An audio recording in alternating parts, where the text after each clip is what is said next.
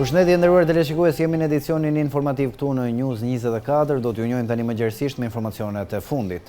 Presidentja e Kosovës, Vjosa Osmani, ka nxjerrë dekretin për shpërndarjen e kuvendit pas dështimit të seancës për zgjedhjen e presidentit të ri. Osmani u shpreh se do të shpall datën e zgjedhjeve të reja pas konsultimeve me krerët e partive politike.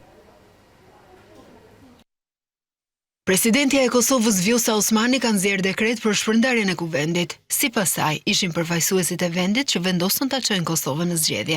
Përmes një konferencë për shtyp, Osmani theksoi se është fatkeqësi që deputetët nuk zgjodhen interesin e Kosovës. Prandaj sot në përputhje me Kushtetutën e Republikës së Kosovës, kam nxjerrë dekretin për shpërndarje të kuvendit.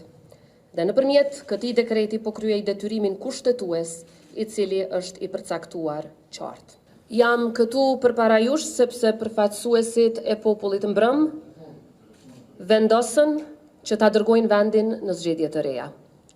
Kjo situatë ka qenë plotësisht e evitueshme. Është fatkeqësi e madhe për këtë shtet që ata nuk zgjodhen interesin e Republikës së Kosovës. Më 5 mars ishte afati i fundit kur Kosova do të duhej të zgjidhte presidentin, 30 ditë para përfundimit të mandatit të Osmanit më 4 prill. Seanca u ndërprer në mungesë të kuorumit, pasi në sallë mungoi opozita. Në garë ishin Glauk Konjufca dhe Fatmire Kolçaku Mullhaxha, të dy nga partia në pushtet Lëvizja Vetvendosje. Si pasojë, kryetaria e kuvendit Albulena Axhiu i kërkoi gjykatës kushtetuese t'i pezullojë përkohësisht afatet kushtetuese për zgjedhjen e presidentit të ri. Por sipas Osmanit, përpjekjet e dështuara të një nate më parë për ta zgjedhur presidentin në kuvend nuk ishin as rastësore, as të pamenduara. Ndonse deputetët i patën 23 ditë kohë për ta finalizuar procesin prej konstituimit të institucionit. Osmani u shpreh se do të shpall datën e zgjedhjeve të reja pas konsultimeve me krerët e partive politike. Natyrisht që qytetarët nuk kanë dashur zgjedhje, këtë situatë e ka krijuar dështimi i kuvendit për ta kryer detyrën e tyre kushtetuese. Askush nuk do duhej të dëshironte një cikël tjetër politik, sidomos në këtë moment kur vendi ka nevojë për stabilitet.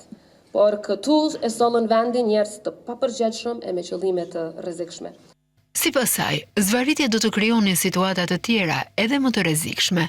Pa qartësi kushtetuese, procesi zvarritet pafund, siç e kemi parë edhe në 2025-ën, dhe shteti fillon ta relativizojë edhe vetë kushtetutën e tij, theksoi Vjosa Osmani.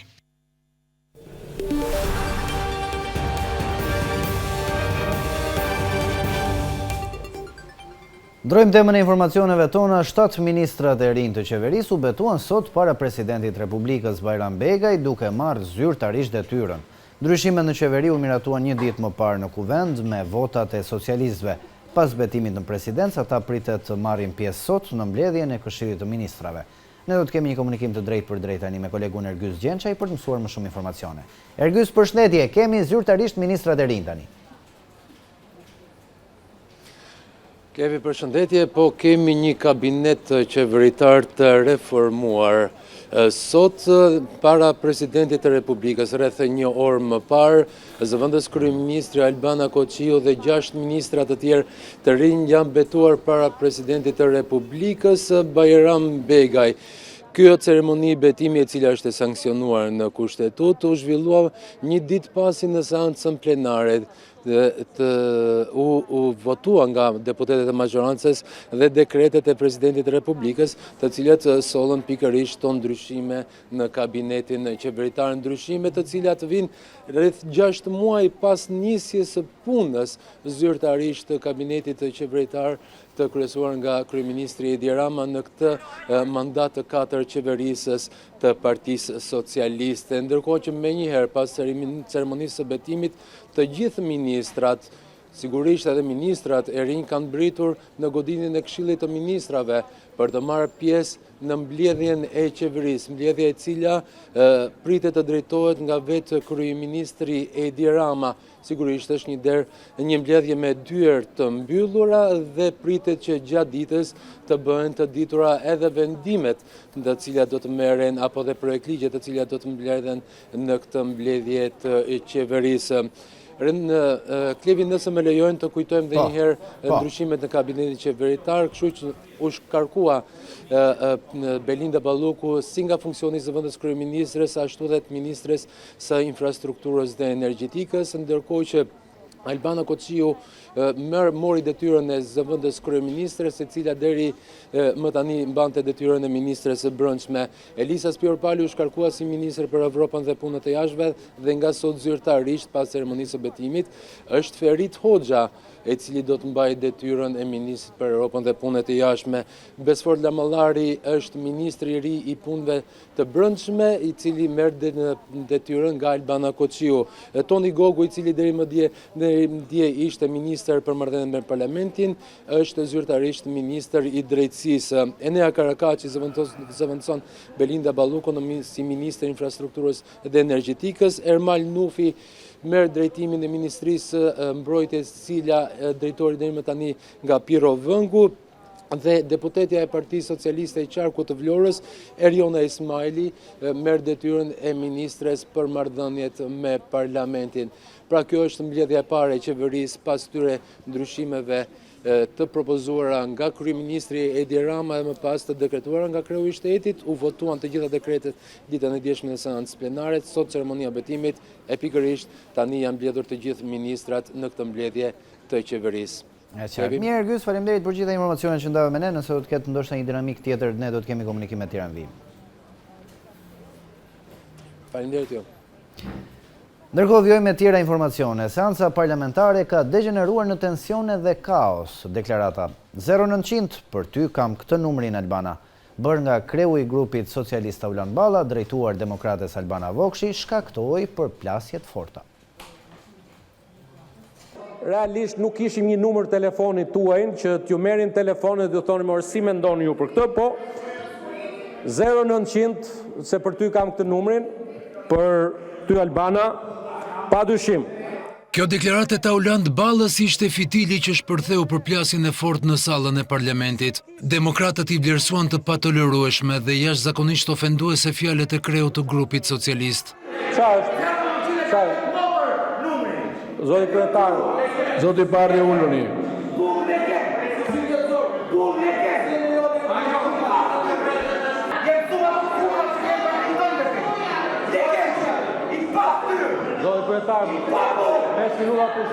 Deputetët demokratu afruan pranë foltores, e ndërkohë që i kërkonin kreut të kuvendit të nxirrte jashtë Aulan Ballën.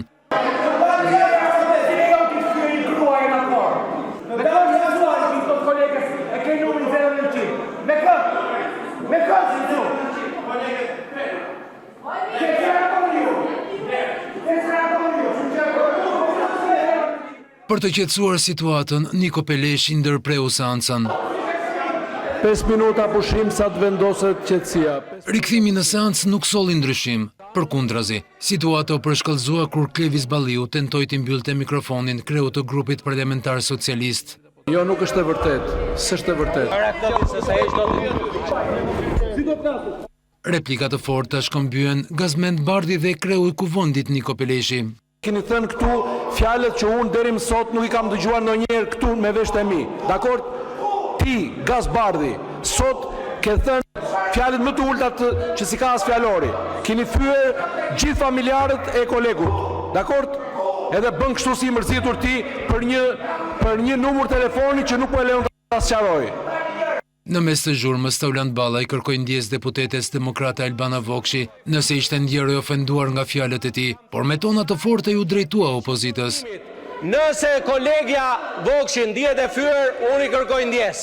Por ja ku e keni numrin me 0900 të Bashkimit Evropian, ku çdo qytetar i Bashkimit Evropian merr informacion për vendimarrje në Bashkimin Evropian, për të gjithë atë lum. Të një njeriu që nuk njeh as din, as iman, as familje, sigurisht që unë edhe për dëmtimin e pajisjeve të folit. Gjaknëzecia ishte në kulmet e saj. Niko Peleshi brenda pak minutash ndërpreu seancën me shpresën e rikthimit të së ashtu quajturës paqe politike.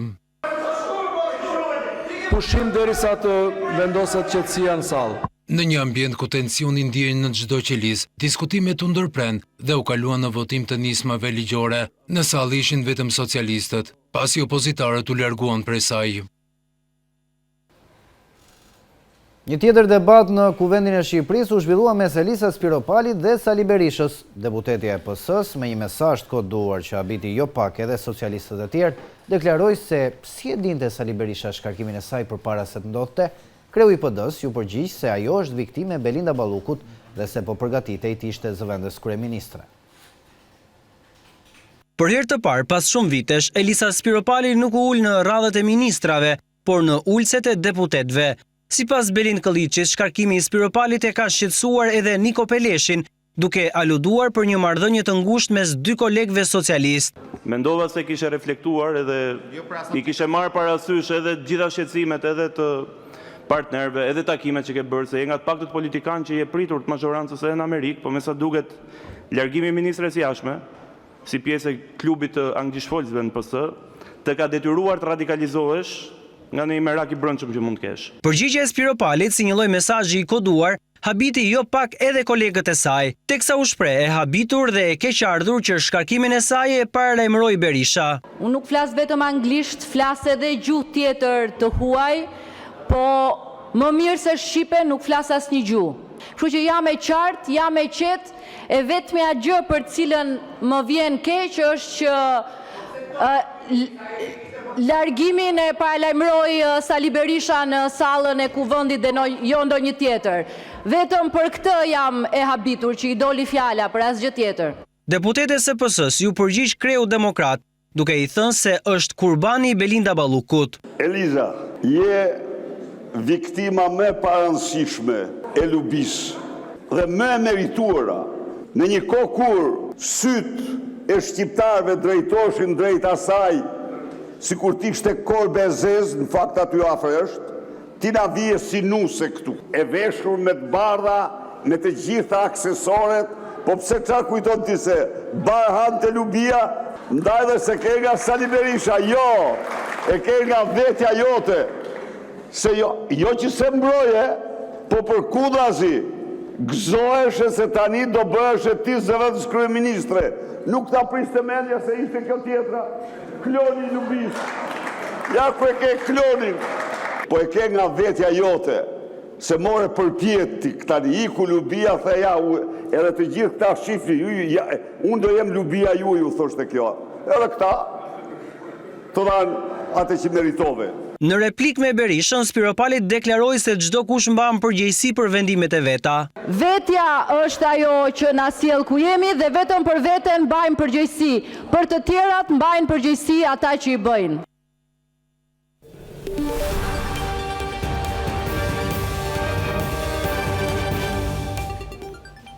Ndrojmë temën e informacioneve tona. Është zbardhur dëshmia Luan Maçit, autorit të grabitjes me armë të pikës së këmbimit valutor në zonën e 5 Majit, brenda qendrës tregtare Concord.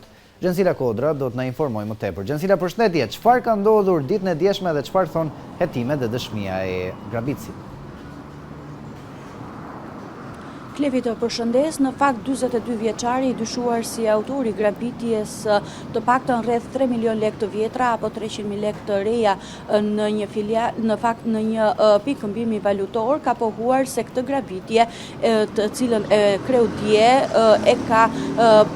e ka parashikuar pra ta grabiste këtë pikë këmbimi valutor shumë herët para se të ndodhte dhe grabitja e filialit apo grabitja me armë e filialit të bankës Fibank në zonën e ish-parkut të autobusëve. Në fakt, duke ju referuar edhe deklarimeve që 42 vjeçari Luan Maçi, i cili u arrestua vetëm më shumë se 6 orë pas kësaj grabitje, pra në pikën e këmbimit valutor në një exchange në zonën e 5 Majit në Tiranë në orët e para të mëngjesit të dieshëm, dhe konkretisht brenda një qendre tregtare Concord, në fakt ai ka mohuar fillimisht në momentin që është ndaluar dhe arrestuar nga ana e efektive të komisariatit numër 4, të cilët e gjetën atë në banesë, ka mohuar se ishte ai autor i kësaj grabitje, duke pohuar se është ngatruar, pra efektivet janë ngatruar dhe nuk ishte ai autor. Më pas, në gjatë kontrollit që ushtruan në banesën e tij, rrobat e përdorura në këtë grabitje, të cilat u verifikuan edhe nga kamerat e sigurisë jo vetëm të momentit të grabitjes, por edhe gjatë kohës kur ai është larguar nga zona, në fakt u gjetën brenda në banesën e tij, konkretisht në lavatriçe, dhe menjëherë pas kësaj i është vënë në dispozicion. Po ashtu edhe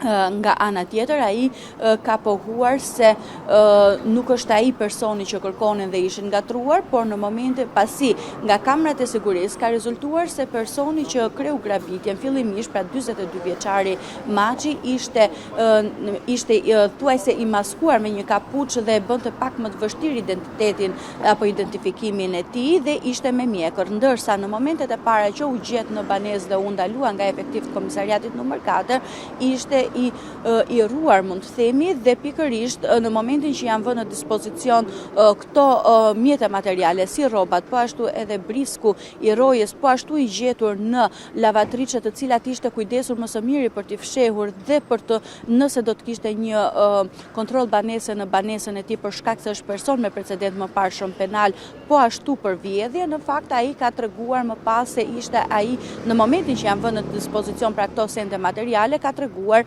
edhe arsyet se përse arriti apo ideoi të grabiste pikën e këmbimit valutor. Fillimisht ai ka treguar se ashtu siç e raportova që në krye të herës, pra e kishte ideuar këtë grabitje për shkak se ishte i zonës dhe i njihte më së miri, pra banesa e tij ndodhej pas qendrës në një apartament, pra në një pallat pas qendrës Concord, dhe i kishte vëzhguar më së miri i lëvizjet dhe kishte planifikuar edhe mënyrën se si do të afrohej fillimisht dhe më pas do të arratise nga vendi i ngjarjes. Në fakt ai ka treguar se këtë grabitje kishte ideuar për shkak të borxheve të shumta dhe sëmundjes së rëndë të nënës së tij, dëshmi kontradiktore sipas grupit hetimor, për aq kohë sa me vete nuk ju gjet dëshuma e grabitur, por në fakt ju gjet as gjysma e saj, mund të themi, nga rreth 300.000 lekë të reja që dyshohet pra se i ka grabitur në pikën e këmbimit valutor, ju gjetëm vetëm 15.000 lekë apo 150.000 lekë të vjetra. Fillimisht ai ka pohuar se ka ideuar këtë grabitje për shkak të borxheve dhe gjendjes së smurë të nënës së tij dhe për shkak se u bë e madhe dhe u arrestua autori i grabitjes me armë në Fibank në zonën e ish parkut të autobusave gati një muaj më parë, dhe pikërisht për këtë arsye ka pohuar ai, e ka mbështyr ideimin për grabitjen e pikës exchange-it apo të këmbimit valutor. Po ashtu nga ana tjetër, ai ka deklaruar se shumën e parave të cilat nuk ju gjet, po 150.000 lekë të vjetra ju gjetën ditën e djeshme në momentin që është arrestuar. Në fakt, mund të themi se kjo ishte një dëshmi kontradiktore e tij, për aq kohë sa grupi hetimor dhe efektiv komisariatit numër 4 në momentin që e kanë pyetur se ku ndodheshin parat e tjera, në fakt, apo se ku i kishte çuar parat shumën e grabitur, ai ka pohuar se kaq ka marr. Por kjo është edhe në fakt arsyeja pse është kontradiktore në dëshminë e tij, pasi fillimisht ka pohuar se ka lar borxhet, më pas ka pohuar se kaq ka marr dhe në një tjetër fjali, pra dhe gjatë deklarimeve të tij, ka treguar se i duheshin për kurimin e nënës së tij.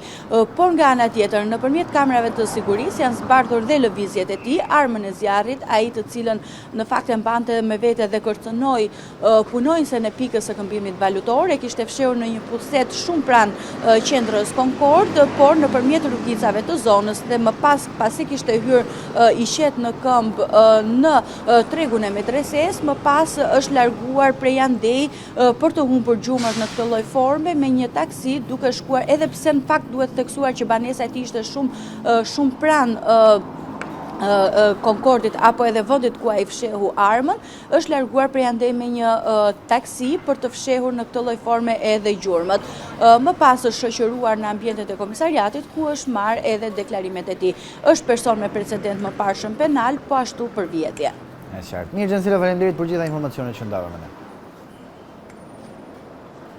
Faleminderit ju. Vjoj me tjera informacione, pas hetimit lidhur me plagosjen e ndodhur mbrëmjen e djeshme në Shkodër, janë zbardhur edhe shkaqet e konfliktit. Policia thot se i plagosur i Gens Hoxha dhe autori i plagosjes Izvin Gucia, pronari një servisi makinash, kishin debatuar më herët lidhur me shërbimin për riparimin e mjetit personit që mbeti i lënduar. 45 vjeçari Gens Hoxha kishte mbetur i pakënaqur nga shërbimi në servis dhe debati mes tyre nisi për shumën prej 10.000 lekësh të paguar prej tij. Policia e Shkodrës vuri në pranga Ivzin Gucin në afërsi të banesës së tij, autori dyshuar i plagosjes me armë të Genc Hoxhës, mbrëmjen e djeshme. Ngjarja ndodhi të njëjtën rreth orës 21 në vendin e quajtur Ura Dervish Beg në Shkodër, në afërsi të një servisi makinash. Policia tha se 45 vjeçari ka marrë lëndime në pjesën e këmbës dhe ndodhet jashtë rrezikut për jetën. Pas hetimeve rezultoi se Genc Hoxha njihej me Ivzin Gucin, ky i fundit pronar i një servisi makinash ku personi që mbeti i plagosur kishte çuar automjetin për riparime. Konflikti mes tyre nisi për 10.000 lekë të vjetra. Autori dyshuar Gucia ka deklaruar se 45 vjeçari Hoxha ka shkuar në servisin e tij për të riparuar grupin e timonit të automjetit. Pronari i servisit ka thënë se nuk kishte grup timoni të ri dhe vetëm të përdorur. Ata nuk kanë rënë dakord dhe pronari i servisit i ka marrë 10.000 lekë të vjetra për kontrollin që ka kryer në automjetin e 45 vjeçarit. Sipas Ivzin Gucis, në dalje e sipër Genc Hoxha ka debatuar me të dhe duke e fyer. Pronari i servisit nuk e ka kthyer duke ruajtur qetësinë. Mbrëmjen e djeshme shtetasi Genc Hoxha dhe pronari i servisit Ivzin Gucia janë takuar sërish pak metra larg servisit, po sipas autorit të dyshuar, 45 vjeçari e ka fyer sërish dhe ka tentuar ta godas, por Genc Hoxha ka mohuar se është ai shkaktari i ngjarjes, duke thënë se ishin duke u sqaruar dhe se pronari i servisit ka nxjerr pistoletën duke qelluar në drejtim të tij. 45 vjeçari mohon edhe fyerjet ndaj pronarit të servisit, duke deklaruar se ka pasur një sjellje normale. Ndërkohë efektivët kanë gjetur një gëshoj në vendin ku ndodhi ngjarja dhe kanë sekuestruar armën e zjarrit pistolet me të cilën dyshohet se ndodhi plagosja. Një 15 vjeçar është plagosur pas një sherrri mes nxënësve të një shkolle në Shënavlash të Durrësit.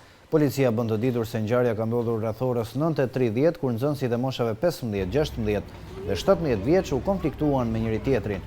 Me ndërhyrjen e oficerit të sigurisë së shkollës dhe stafit pedagogjik, është parandaluar përshkallëzimi i konfliktit. Mësohet se një 15 vjeçar është dëmtuar lehtë. Shërbimet e policisë me marrjen e njoftimit kanë shkuar menjëherë në ambientet e shkollës dhe i kanë shoqëruar të miturit në ambientet e komisariatit policisë për veprimet mëtejshme. Të gjitha veprimet po kryen në drejtimin e prokurorisë në prani të psikologut, përfaqësuesit ligjor, oficerit të sigurisë, përfaqësuesit të stafit pedagogjik dhe prindërve të nxënësve.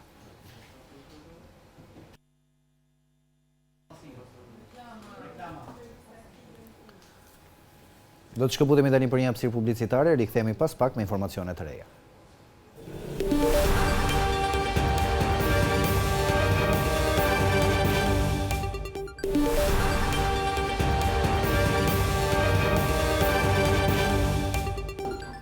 Rikthehemi në studion e edicionin informativ, shohim tani të tjera zhvillime. Emisioni Veting denoncoi krizën e thellë në sistemin shëndetësor ku pacientët me kancer nuk kanë kushtet minimale si barnat jetike apo kryerjen e analizave përkatëse. Në të njëjtën kohë, miliona euro shkojnë për koncesione në fushën e shëndetësisë, të cilat më shumë se zgjidhje, po shërbejnë si barr. Sipas të dhënave të paraqitura, deri në fund të vitit 2026, koncesionet e shëndetësisë do t'ju kushtojnë shqiptarve rreth 420 milion euro.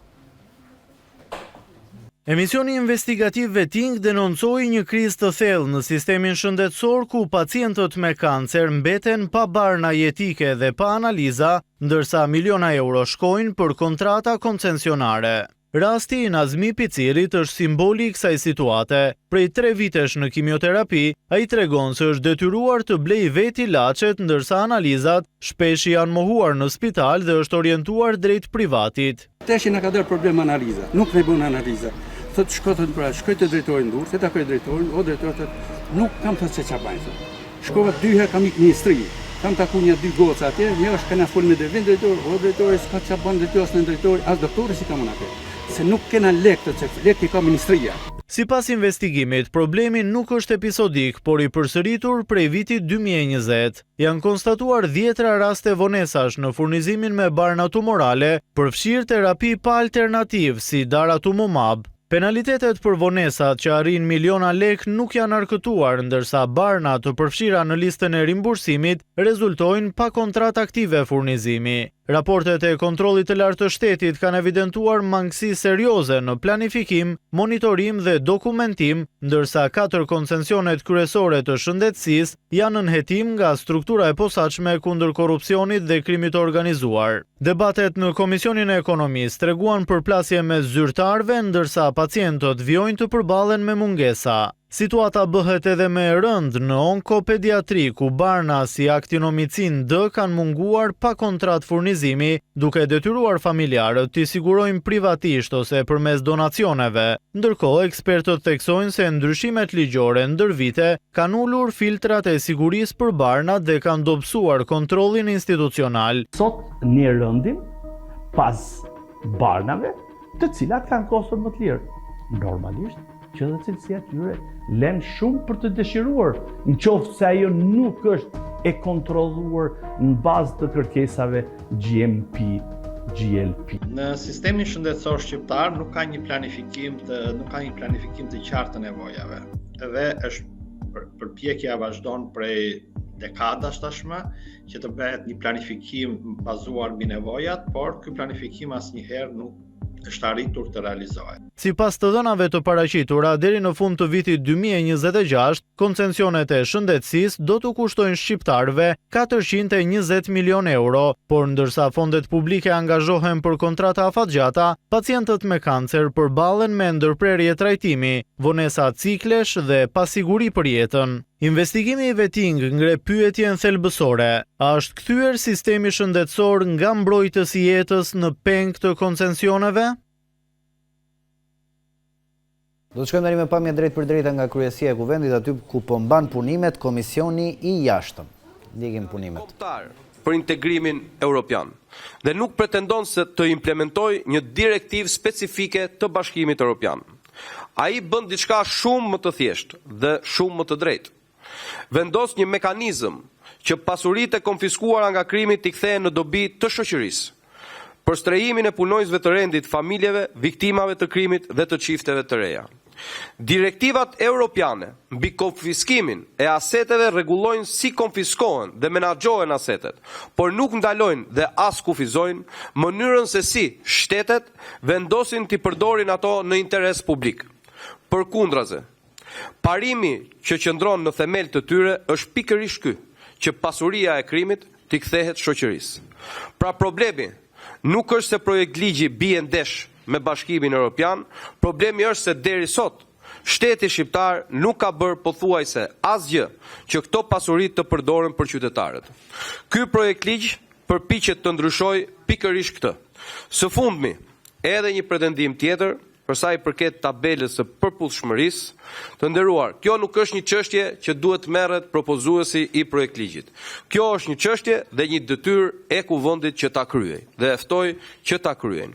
Po e mbyll fjalën duke ju treguar se aktualisht në këtë sistem se si menaxhohen konfiskimi i parave, kemi dhe një problem tjetër që shumë shpejt do të bëhet dhe publik me detaje. Shumë nga pasuritë që janë konfiskuar krimit organizuar është shumë vështirë që të shiten apo të jepen dikujt tjetër, për arsye se qytetarët kanë frikë të marrin ato prona që i dinë kush i kanë. Dhe kjo është kthyer në një problem, por në disa raste i hapet mundësia që organizatat kriminale pasuritë të cilave të jenë konfiskuar të delegojnë dikë tjetër për të marrë pasurinë dhe për të rimarrë atë në një formë apo një tjetër.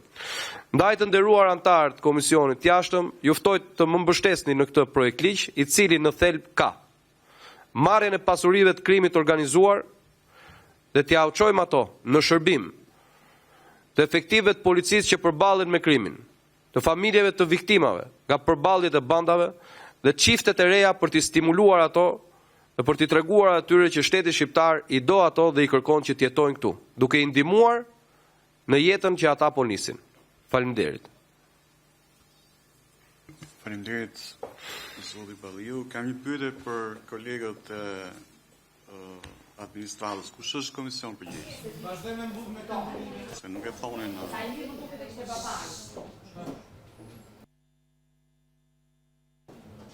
Do që deklarimet e deputetit Klevis Balliu në Komisionin e Jashtëm, vijojmë me tjera informacione.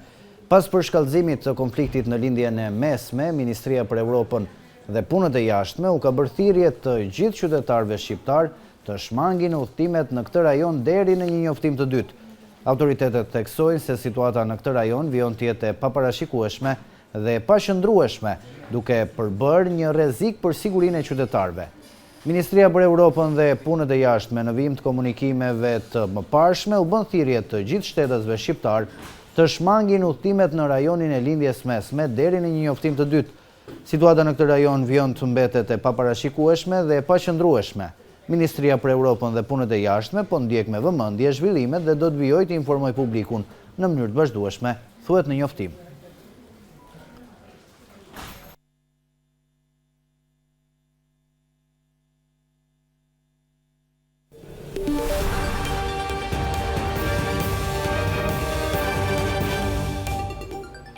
Ndrojmë temën e informacioneve tona. Kryeministri Edi Rama prezantoi dje librin e tij me titull Në sofrën e hënës. Kreu i qeverisë tha se ideja për botimin e librit lindi nga miq dhe bashkëpunëtor musliman që agjërojnë, të cilët e nxitën të përmbledhte reflektimet e mbajtura në këto mbrëmje.